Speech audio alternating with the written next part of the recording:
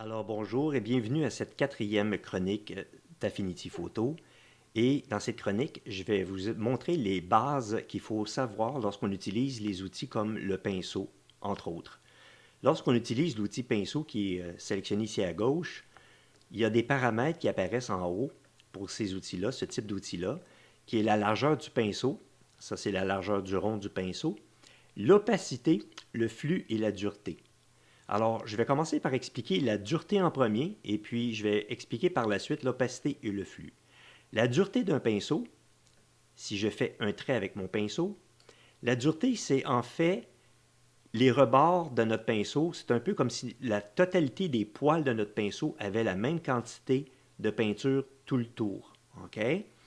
Si je diminue de beaucoup la dureté de mon pinceau et que je fais exactement le même trait, on voit ici que le centre est très noir et par les côtés, il y a un certain dégradé.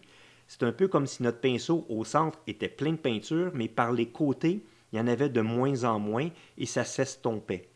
Alors, la dureté d'un pinceau, c'est fait exprès justement pour faire en sorte que lorsqu'on travaille certaines portions de nos dessins qu'on fait ou des traitements qu'on fait ou que ce soit pour un masque ou autre chose, mais des fois, on a besoin de lisser tout doucement les pourtours pour les rendre moins coupés au couteau.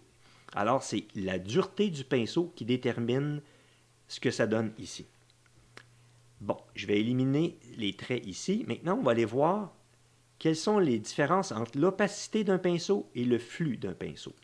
Alors, je vais remettre ici la dureté, je vais la descendre un petit peu à 80%. L'opacité. L'opacité, il faut imaginer que c'est comme si c'était lorsqu'on achète de la teinture comme pour teindre des planches de galerie, exemple. On a des teintures qui sont presque transparentes et on a des teintures 100% opaques où on ne voit plus le bois en dessous. Alors donc, si je peins avec un pinceau 100% opaque, évidemment, on va avoir 100% de noir parce que là, je peins en noir. Si je prends un pinceau qui est à, exemple, dans le coin de 50% opaque, alors à seulement 50% de la peinture va aller sur mon canevas. Si je descends encore plus bas, on va voir que c'est encore plus pâle. Maintenant, qu'arrive-t-il si je repasse par-dessus la même place où ce que je viens de passer en cliquant et en lâchant ma souris? Je clique, je peins, je lâche ma souris. Aussitôt que je lâche ma souris, ça arrête de peindre, évidemment. OK?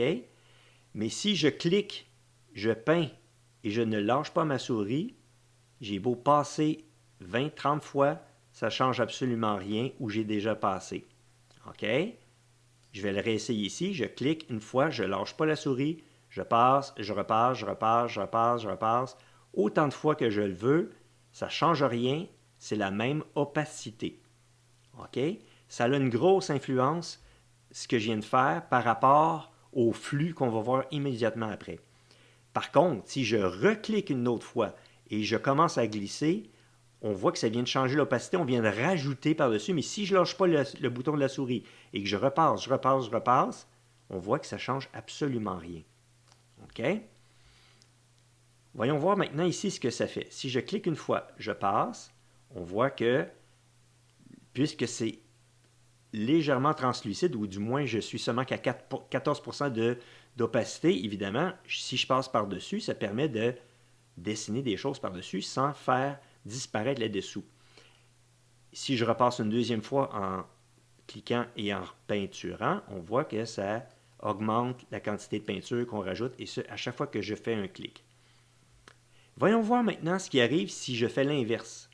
C'est-à-dire que je mets mon opacité, on va dire à 50% à peu près, mais le flux, je le diminue à 20%, dans le coin de 20%. Je vais cliquer avec la souris, je ne lâche pas la souris et je commence à peindre. Si je repasse sans lâcher la souris, oh, ça rajoute par-dessus. Si je repasse, ça rajoute par-dessus. Si je repasse, ça rajoute, ça rajoute, ça rajoute, ça rajoute, jusqu'à temps qu'on tombe à 51%, parce que l'opacité est à 51%. Donc, jusqu'à ce que ça atteigne 51%, ça n'ira pas plus loin. Si je lâche la souris, ça arrête d'envoyer de la peinture. Si je monte maintenant mon opacité à 100%, je baisse mon flux, exemple, à 10%, dans les environs de 10%, et je passe une première fois, une deuxième fois, une troisième fois, une quatrième fois, sans lâcher la souris, ça devient de plus en plus foncé. OK? Contrairement au pinceau dont lorsque l'opacité est à un certain niveau, mais avec le flux à 100%, à ce moment-là, même si je repassais plusieurs fois, ça ne peignait pas plus que 50%. Ici, à chaque fois que je vais repasser, ça va peindre, ça va continuer, c'est un peu comme si la peinture continuait à couler, et à un moment donné, puisque mon opacité est à 100%, il va se rendre à 100%. Voici ce qui arrive ici si je peins par-dessus. Vous allez voir que partout où je passe une seule fois, ça devient un peu plus foncé, mais si je passe plusieurs fois, une par-dessus l'autre, le flux fait en sorte que la peinture continue à descendre, à couler, on pourrait dire, et elle va s'arrêter de couler seulement que lorsqu'elle va avoir atteint l'opacité qui est programmée, c'est-à-dire dans ce cas-ci, c'est 100%. Si j'efface ce que je viens de faire et je mets mon opacité à 50% et je me mets à peindre, et à peindre, et à peindre, même si je passe 20, 30, 40 fois par-dessus, le maximum que ça peut atteindre, c'est l'opacité maximale qu'on a mis, et là, en ce moment, c'est programmé à 49%.